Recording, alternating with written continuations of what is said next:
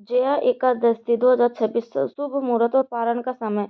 पंचांग के अनुसार माघ माह के शुक्ल पक्ष की एकादशी तिथि का प्रारंभ 28 जनवरी को शाम 4:35 पर होगा। एकादशी तिथि का समापन 29 जनवरी को दोपहर 1:55 पर होगा। जया एकादशी का पारण 30 जनवरी को किया जाएगा।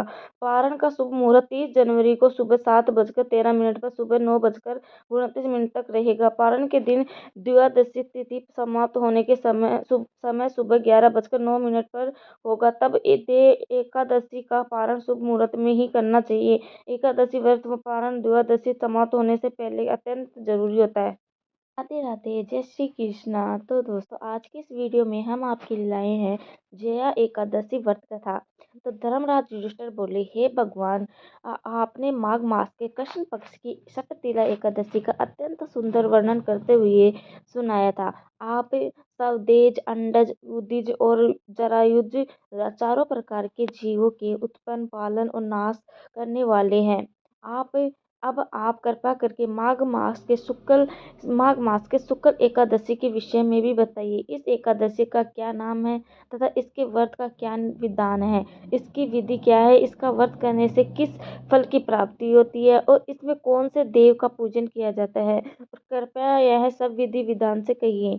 श्री कृष्ण कहने लगे कि हे राजन, माघ मास के शुक्ल पक्ष की एकादशी के दिन आने वाली एकादशी को जया एकादशी के नाम से जाना जाता है।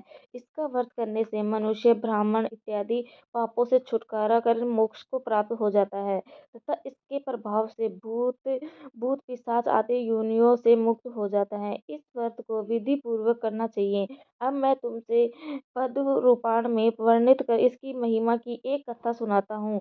जया एकादशी व्रत की कथा अब शुरू करते हैं। देवराज इंद्र स्वर्ग में राज करते थे और अन्य सब देवगण सुखपूर्वक स्वर्ग में ही रहते थे। एक समय इंद्र अपनी इच्छा अनुसार नंदन वन में अप्सराओं के साथ विहार कर रहे थे। गंधर्व गान कर रहे थे।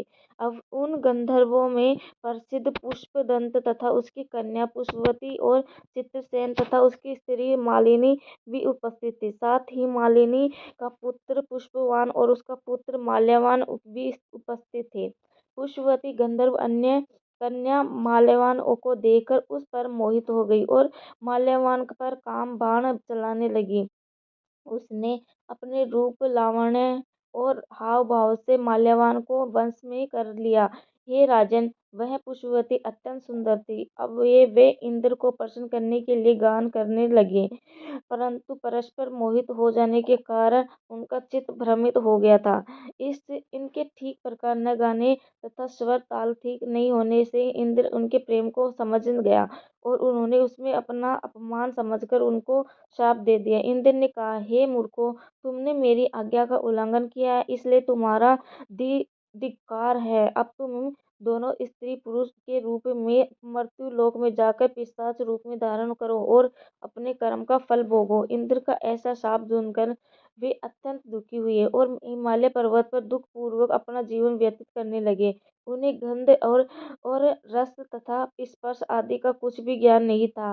वहां उनके महान दुख मिल रहे थे। उन्हें एक क्षण के लिए भी निद्रा नहीं आती थी। उस जगह अत्यंत चित्त था। उनके रोंगटे खड़े रहते और मारे चित्त दांत बजते रहते।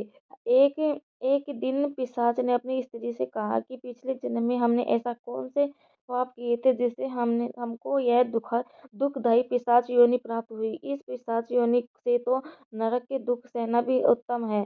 अतः हम अब किसी प्रकार का पाप करना नहीं चाहते।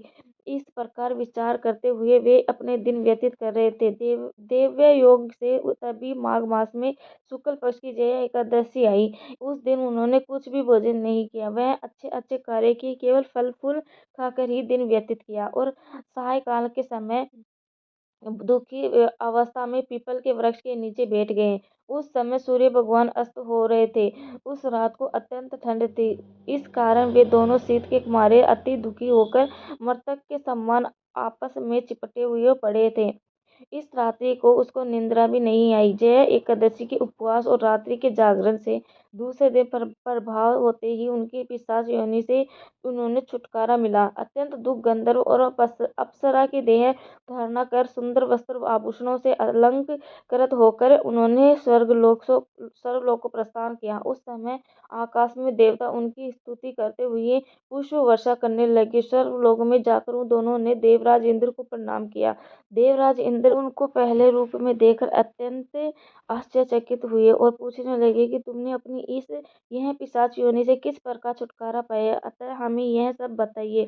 माल्यवान बोले, हे देवेंद्र, भगवान विष्णु की कृपा से और जया एकादशी के व्रत के प्रभाव से ही हमारी पिशाच देह छूटी है। तब इंद्र बोले कि हे माल्यवान, भगवान की कृष्णा कृपा और एकादशी व्रत के करने से न केवल तुम्हारी पिशाच योनि छूट गई, वरन हम लोगों के भी वंदनीय हो गए, क्योंकि विष्णु और शिव के भक्त हम लोगों के देव वंदनीय हैं। अतः आप धन्य हैं। आप पुष्पवती के साथ जाकर विहार करो। श्री कृष्ण कहने लगे कि हे राज युधिष्ठिर, जया एकादशी के व्रत से बुरी योनि से भी मुक्ति मिल जाती है। जिस मनुष्य ने जया एकादशी व्रत किया है, उसने मानो सब यज्ञ जप दान आदि किए लिए। जो मनुष्य जया एकादशी व्रत करते हैं, वे अवश्य ही 1000 वर्ष तक स्वर्ग में वास करते हैं।